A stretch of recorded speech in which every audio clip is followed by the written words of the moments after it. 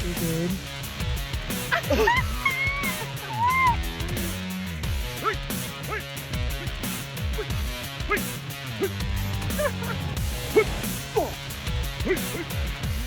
Let's go! Let's just hope that this baby wants to play football when he's older. This is SportsCenter. Hey everyone, I'm Jesse Pollock, filling in for Marissa Roberto, and it was a big day in Toronto, as the Leafs officially named Auston Matthews as its 26th captain in franchise history. Matthews is taking over captaincy for the Leafs after John Tavares agreed to let him have the C on his sweater. Tavares served as captain for 5 seasons, and all parties involved talked about what led to the decision being made right now. This decision is definitely not about whether I've succeeded or failed, whether I'm capable or that my time has passed. I feel stronger than ever in my ability to compete, play at a high level, and make significant contributions through my leadership. This decision is a recognition of the maturation of a person who has shown a skill set that is special, unique, and who has a relentless drive to win. In that, I believe Auston can become more, and that he is ready for this honor and responsibility. After he kind of let me know and everything, I told him I was like shaking, I had chills, and like I said, it's such a big honor just to represent the Maple Leafs and put on that jersey every night, and to be the captain is truly special. So, for him to call me and kind of let me know that he wanted to pass on the captaincy to me, it was very emotional and, felt a lot of things, but it's truly an honor. John said to me, number one was when he first came here, he didn't come to Toronto to be the captain of the Maple Leafs. He came to win a Stanley Cup in his hometown, and that goal is still what drives him today. And he mentioned that he knew that this day eventually was going to come when he came to Toronto, and when he was first in the room and he's looking around at a lot of these young players. When he first saw Auston and saw the great young talent, but knew, as John told me, knew that one day he would become the captain of the Toronto Maple Leafs, and that day is today. Did it cross your mind even for half a second to say thanks but no thanks? No, it did not. Seeing the C on Matthews' jersey is going to take some getting used to for sure. But it was a special moment for him listening to the reasons why he was made captain. I got chills, honestly. I'm so honored and humbled. Since being drafted here 8 years ago, you realize how special it is to play for the city of Toronto, to wear the Maple Leaf on your chest every single night, and it just means the world to do that, and to have the support from Johnny, my teammates, our staff, ownership, my family. It just means the world to me, and I look forward to continuing our journey to obviously get to the top of the mountain and win the Stanley Cup and bring it back to Toronto. That's the goal, is to be a Leaf for life, to win here, with my teammates for the city. But it's safe to say that the whole thing was pretty special for Poppy. Now that Matthews is captain, he joins JT, Matt Sundin, and Dion Phaneuf as the only Leafs to wear the C this century. The Olympics just came to a close just a few short days ago in Paris. But we're still riding high from a record medal haul from a non-boycotted games. And it's been exciting to see the outpour of love and support for our athletes since they've returned from across the pond. Today we're lucky enough to be joined by one of the absolute stars of Paris 2024, who helped lead Canada to a stunning gold in the 4x100 relay. It's been a minute since we've done a Fast 5 segment, so we might as well bring it back with one of the fastest men on the planet. Brendon Rodney, thank you so much for joining us. Thank you for having me.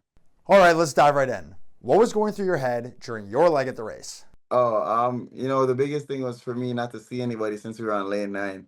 Once you're coming around the turn, if you don't see anybody, that means you're usually in front. So the goal was just don't see anybody, and get the stick off to Andre. You've won Olympic bronze and silver in this event before. What was it like to finally stand on top of that podium and listen to the national anthem play? I mean, I think at the Olympic Games, that's like the pinnacle of sport, to get, a gold medal, hear your national anthem play with, the fans, family, and your country behind you. So it's, it's a amazing feeling, sorry. And, the fact that you get to sing your own national anthem at the Olympic Games is, nothing beats that. Okay, so we all know what Noah Lyles had to say about your team back in May. Did that give you any extra motivation on race day, even without him competing? Definitely, after he said it, the question that he was asked was, what do you think about your rivals from Canada? And I was like, and he said, who? So I said, I put a comment on status picture on my Instagram, and I said, so we're not their rivals. I guess we're still their idols, because the saying is idols turn to rivals. So, I mean, it's just fun in games, but at the same time, you got to take some of those things personal because, we are still one of the best in the country, in the world. Who has been the coolest person to reach out to you since you won gold? Not sure yet. Honestly, I think, you know what? I think the coolest thing was that the last team to win gold was the 96 guys. And the fact that, Glenroy Gilbert's our coach, Bruni Surin was chef de mission, and Donovan was the analyst on CBC. I think that was probably the coolest thing of all of them, just to, that full circle moment for them to enjoy the success that they had in 96 from us, the young guys. Now that you've won every color of medal at the Olympics, what are you most looking forward to in your career? I'm not sure yet, actually. I would love to, do some different things off the track. That would be exciting. But definitely on the track, just more golds. And, hopefully maybe we can break the world record one day. Brendon, thanks again so much for joining us. And congrats again on the gold. You made us all proud. Thank you very much. Have a great one. Time now for my favorite segment and yours, Why We Love Sports Today.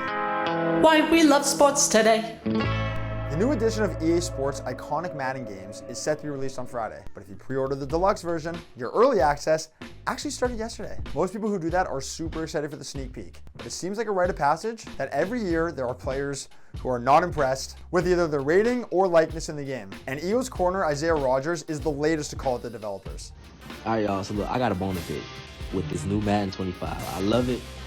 I play some mini games, whatever, cool.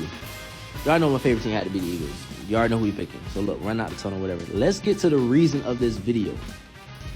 Go to the rosters, y'all. Just do that. Go to the rosters. Go all the way down to my name. EA Sports. Please tell me, who the is this? Who the is this? First of all, senior not even on the back of my jersey this year. And I don't have a bald head. You got my headband. But I don't have a bald head. Who is this? Face scan me, please. Please. Look, ratings are one thing, but to make someone bald when they're not actually bald and having the game go out to millions of people, that's a tough look. After LeBron and AD took home the inaugural NBA Cup this past season, it's coming back next season with a new title sponsor as the Emirates NBA Cup. Now, we don't quite know the cash prize pool yet, but we know that it will be divvied up between players on teams that reach the knockout rounds. And those allocations increase depending on how far the team progresses. However, we do know all the key dates, with group play beginning on November 12th and ending on December 3rd, and the championship happening on December 17th in Vegas. We also found out which teams will be in which groups after a random draw based on conference and last year's standings. The Raptors are in tough, in a group that features Giannis and the Bucks, Pascal and the Pacers, and Jimmy and the Heat. The Raps will be one of the only teams playing on both of the opening 2 nights and the closing 2 nights of group play. This year, group play games will only take place on Tuesdays and Fridays, and on these cup nights, only group play games will be scheduled. I feel like Emirates should be using their planes for this tournament. They've got some unbelievable planes, and it would just be kind of cool. That's all we have for today. Luke is taking over duties tomorrow. Have a good one, everyone.